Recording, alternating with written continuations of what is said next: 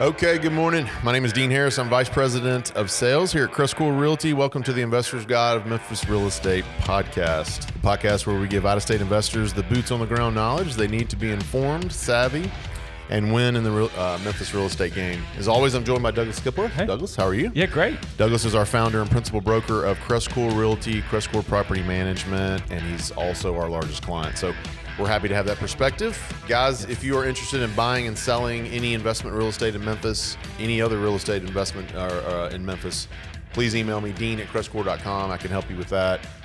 We've got Alyssa on our staff who helps with multifamily. I help with everything else. So if you have any questions on buying or selling, especially right now, shoot me an email, dean@crestcore.com. I'll be happy to help you with that. So let's dive into it today, man. We have there's a lot of things going on in the real estate world. Yes. Today's show topic is going to be, how we can protect ourselves from inflation, how real estate can protect you from inflation, and some of the things you should take advantage of. We're going to dive into that. Yeah. First, let's get a quick market update. Yeah, I want to get a market update. Investors, this is the 28th. This might hit a couple days later, but this is the 28th. As of today, we're still selling houses. There are still investors buying and selling. I listed a 10-house package yesterday. We closed over 20 last month. We're going to hit the same numbers this month. So there are still investors buying and selling, even with the rates where they are now, which is still really cheap. You're finding houses to build in your portfolio. No one is stealing anything yet. No one is. No sellers are panicking. We're not having any of that. It's just kind of a slow and steady. Yeah, I made an offer last week. Couldn't come to terms, and then got one under contract to sell. It's closing next week. Yeah, so it's like I'm on both sides, trying to take advantage of whatever the market allows me to take advantage. We're still getting a few sellers that are, hey, that was my experience with the offer I made. I mean, it's like I thought I was going to be able to get a little bit lower. He was still wanting a little more than I thought it was worth. So it just couldn't come to terms. That's okay. Yeah. So that's where we're at. I mean, that's steady. I don't see any major shakeups. Just steady. I mean, the rate is going up, but we've known that and know it. I'm actually numb to it now. Let's just start to buy with a higher rate. You just got to understand. I mean, this is like sports analogy. I mean, I would call this telegraphing the pass. Yeah.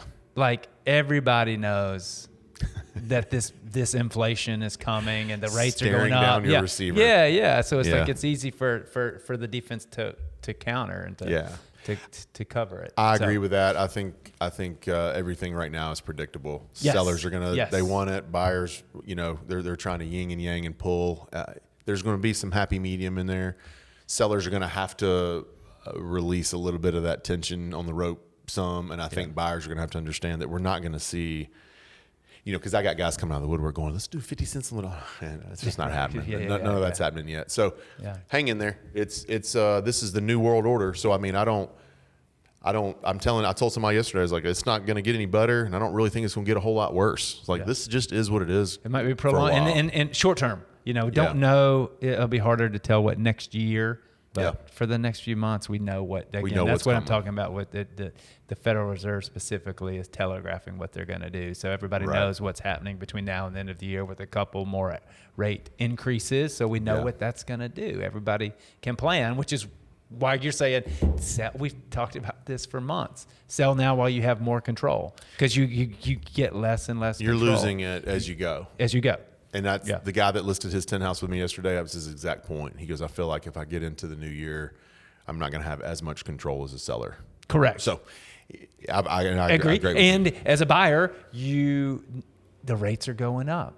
Yeah. So it's like, as we've been doing this, rates have gone up probably 200 basis points or 2 or 3%, maybe, It's so.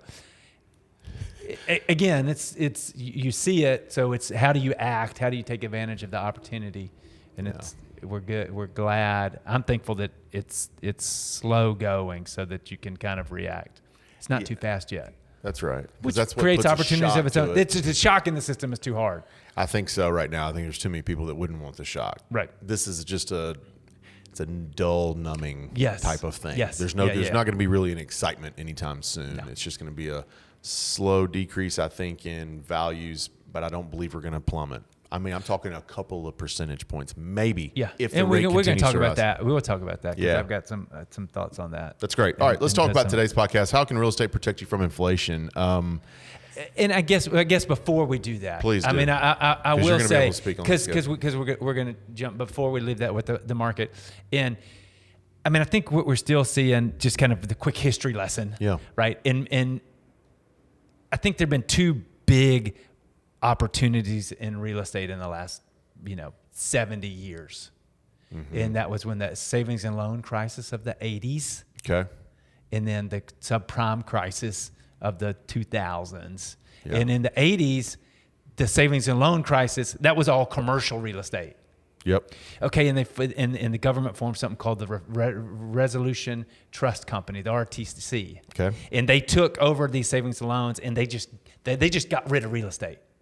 And that's when people took advantage. It was mostly institutional investors, mm-hmm. and they took advantage of that. They bought office buildings. Mm-hmm. I mean, I'm from Dallas, Texas. They bought downtown Dallas. They did all kinds of things on the cheap. Yeah. Right? They took advantage of the cheap. And so that hasn't happened since then in commercial real estate.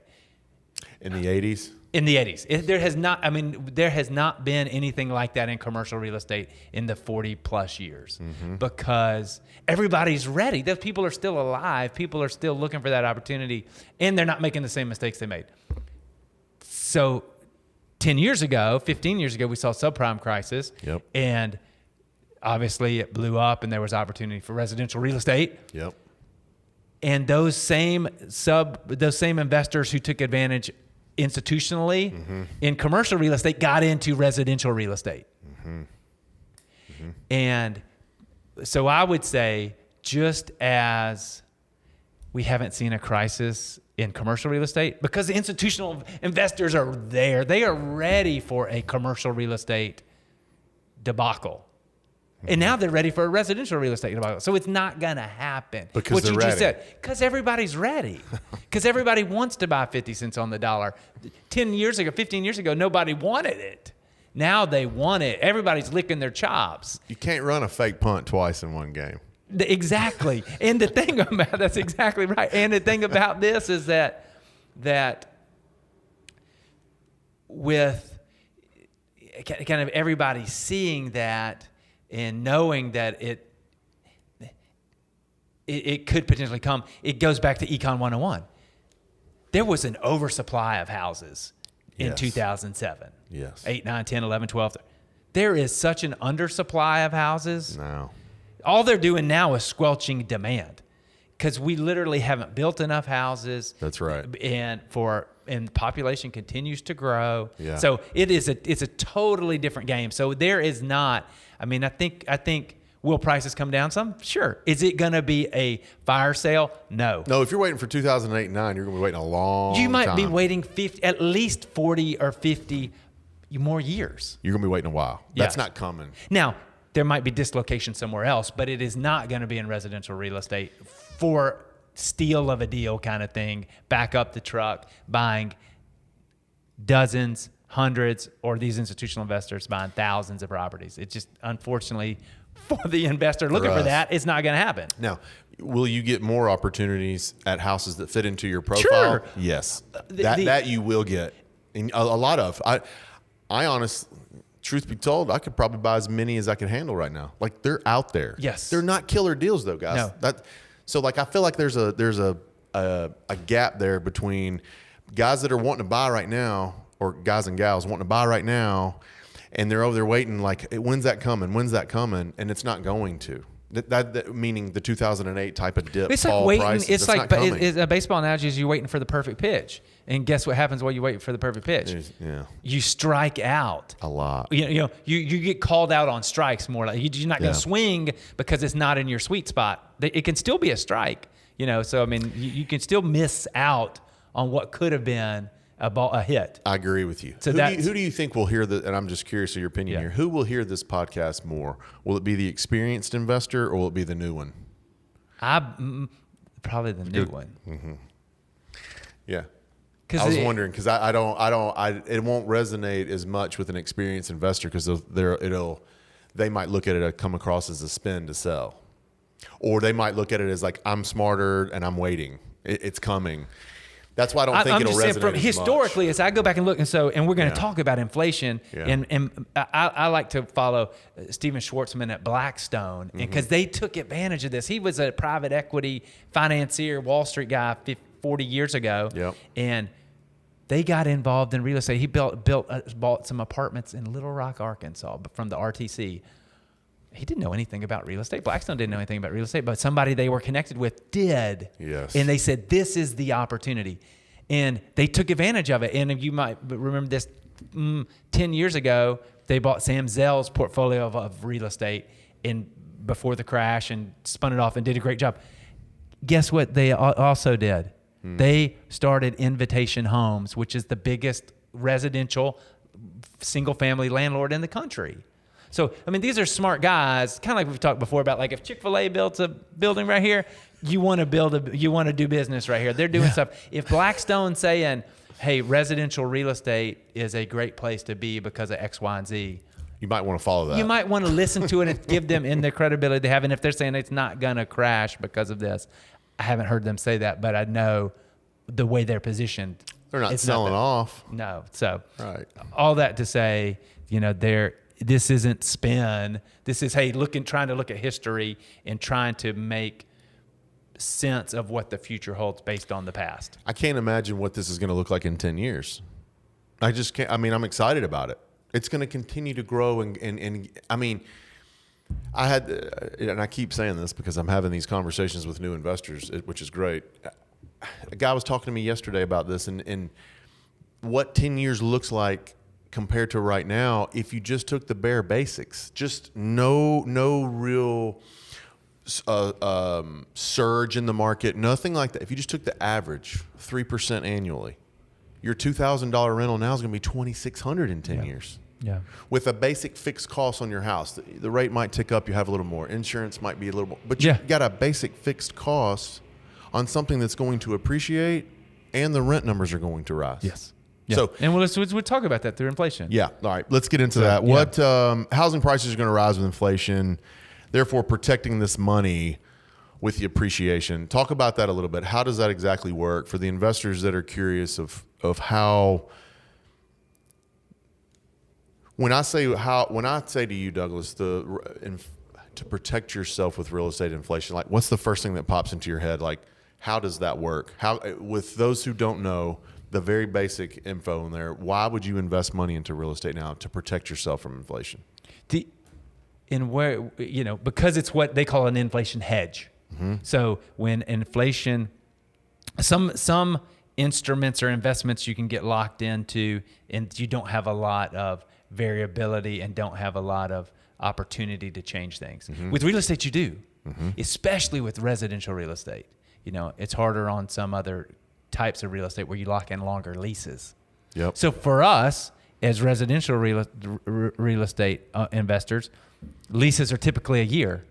And we've done several podcasts over the past months about raising rents. You can lock in a rate for a year and then you can up it. And then you can up it. And then you can up it. If in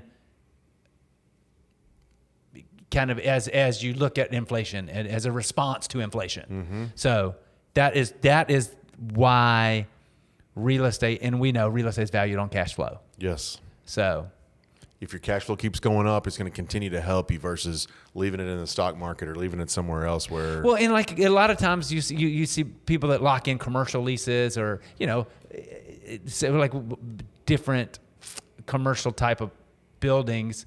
They might have some type of escalation clause for a rent increase or an inflation increase, but those things are locked in typically 5, 10, 15-year leases. Oh yeah. Whereas we're talking about, and so they're just locked in on what the upside is. Whereas we're just saying, I mean, we've talked about this, that you've had some that you go back and say the market changed 25% in a year. Oh, I've had several renters or of my properties, the rent amounts go up 20 and 30%. And so that is what why this is residential real estate specifically and resale real estate in general is considered a real estate as a hedge to inflation. That's right. Because you can raise your rents and in direct response to inflation. And I think we have plenty more room to go here. And we can sit here and say we have seen that with clients personally raising rents, so we know that this is true. That's right. We're watching it happen. We're watching it happen. Now, there are certain things that cost that inflate as well. Like we saw building materials go out the roof. Mm-hmm.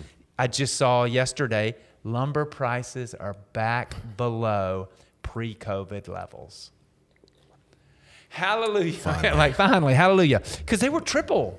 Oh, lumber gosh. prices had gotten triple. Anyway, labor prices are up. Those probably won't come back down. No. Real estate taxes have been pretty steady, thankfully. You know, insurance is up slightly over time. Mm-hmm. So you have some inflationary pressure on your expenses. But the rent far outweighs it. It outpaces it. Yeah. And you can get ahead of that. And so that was, you know, I've told the story about my real smart Wall Street guy. That's one right. of the things that he was kind of pushing and reiterating. It's like, don't buy for today, right?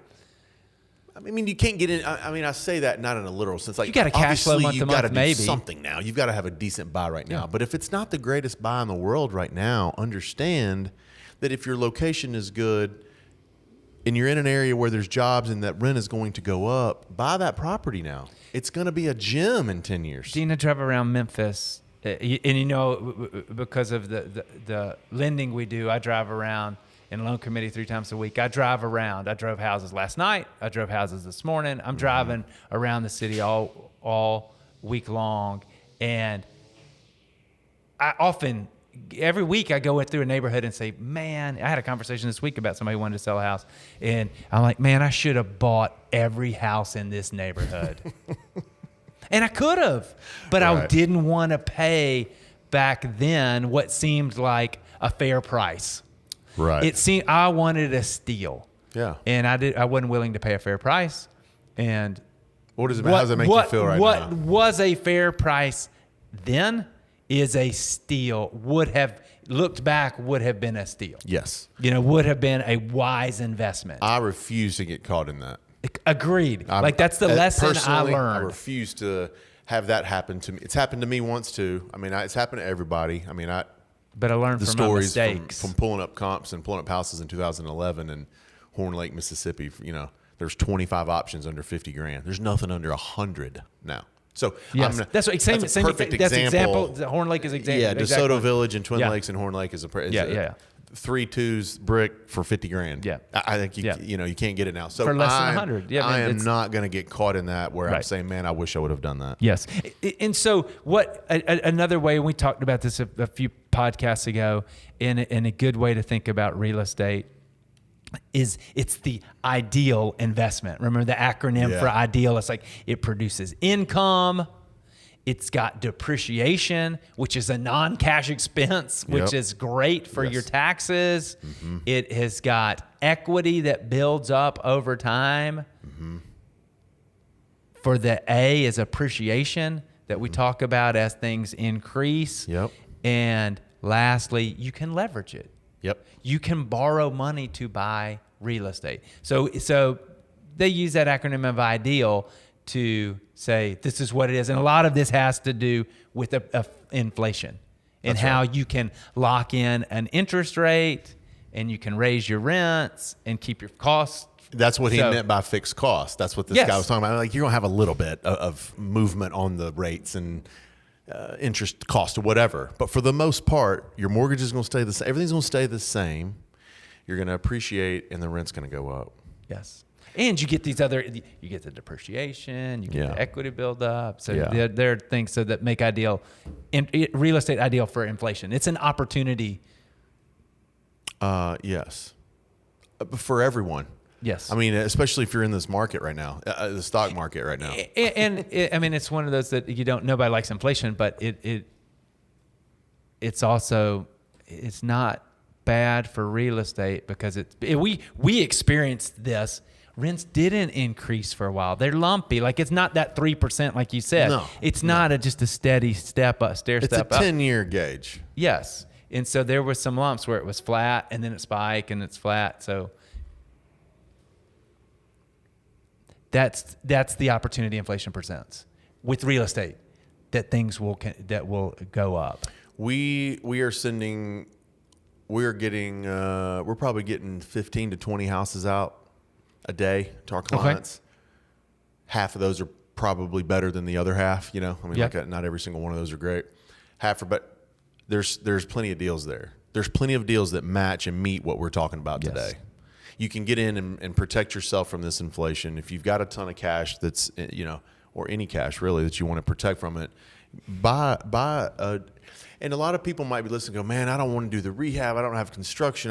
there are ways to get into this that are super simple and passive. I can help. We don't have to dive into that now, but there's easy ways to get into this to where you're not being bombarded. You're not, it's headache free, and we can discuss that. But because I don't want people to think, hey, I'd like to protect myself from that, but I don't want to get into this whole landlord-tenant relationship. Like this can be done a little easier to help yourself protect that. So just give me a call. I mean, like we can talk about this a little bit further in depth, one-on-one. I just wanted to give today, I wanted your perspective on it, but I wanted to talk about, because I think it's a hot topic. We try to talk about hot topics on here and relative things for our clients.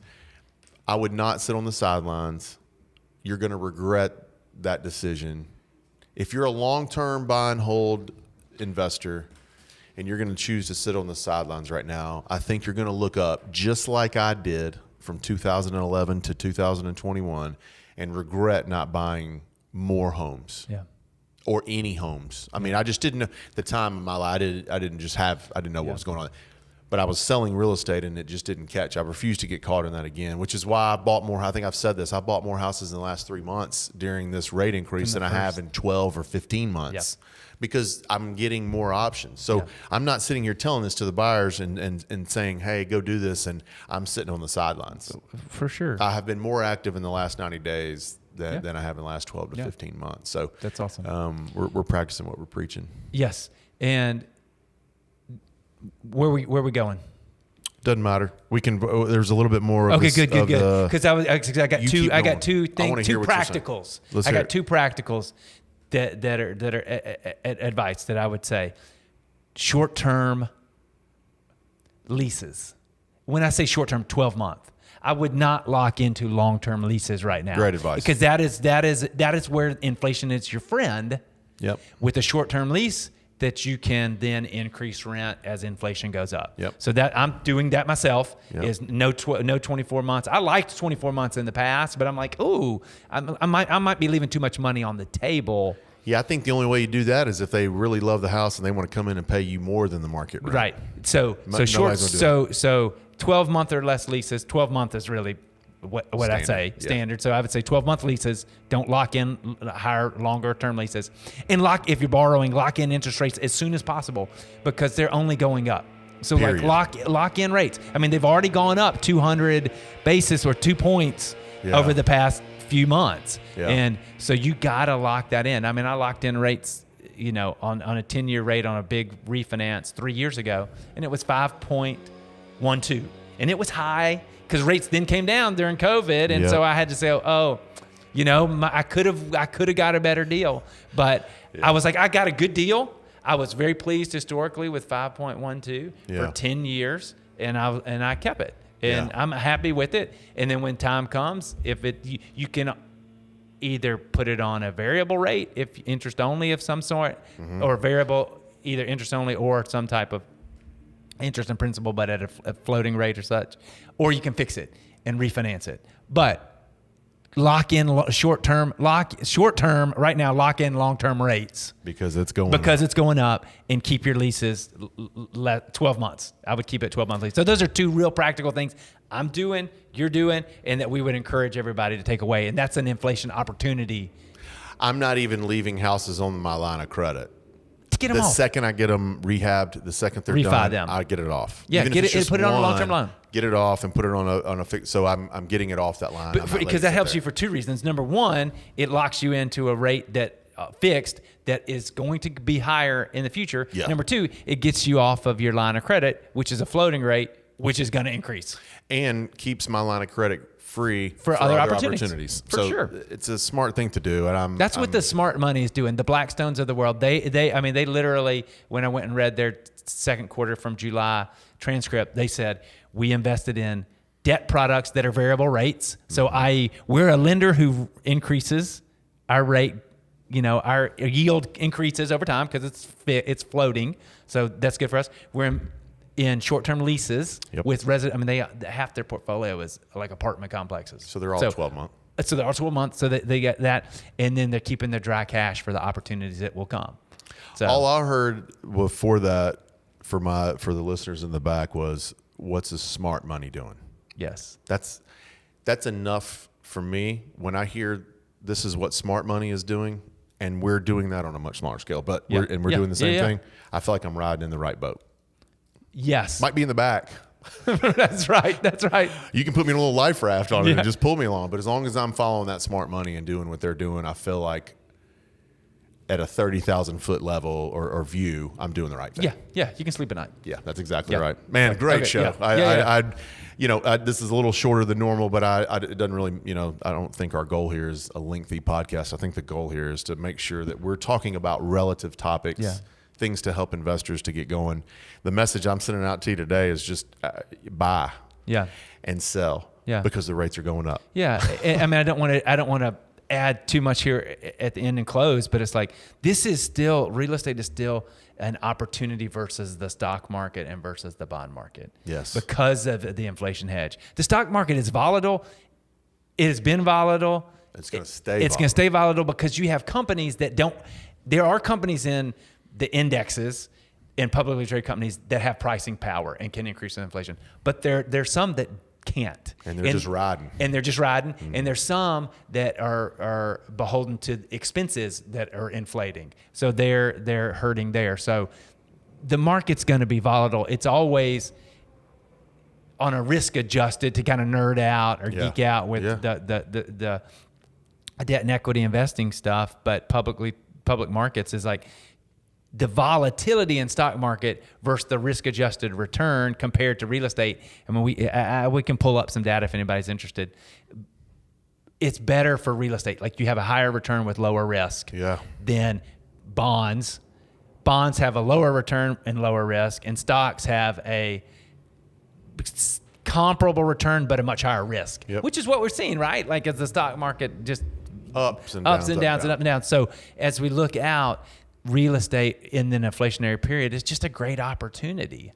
So even though there's some uncertainty and unknowns. That's right. This is just a protection. It's a force field. Yes. If you have an opportunity to invest right now where you got your bonds, you got your stocks, or you got your real estate. Again, not spending. This is what I'm doing. It is 100% what I'm doing. What would be the biggest mistake? To me, it's to not do anything. Yeah, just sit there. Just sit there and watch. That's like the plant the tree thing. Best time to plant a tree, 25 years ago. Next best time, today. So it's like you don't want to look up and then 10 years and go, I wish I would have planted a tree 10 years ago when I had the opportunity. I'm not doing it again. Yeah. I'm not doing it again. Yeah. I'm not proud of you. Yeah, I'm really not. Thank you, because I'm not doing it again. I've watched it happen, and I refuse. And you're practicing. You're practicing what you preach, which is cool. Which is what we've made this kind of brokerage and podcast about. So thanks for your time today. Yeah, appreciate awesome. it. Guys, I hope this is beneficial. If you have any questions, Dean@CrestCore.com. Feel free to shoot me an email. Buying and selling anything about today's topic, anything about anything else. Call me. Let's buy it. Let's sell it. Yeah. Okay. All right. Thanks, guys. We'll catch you next time.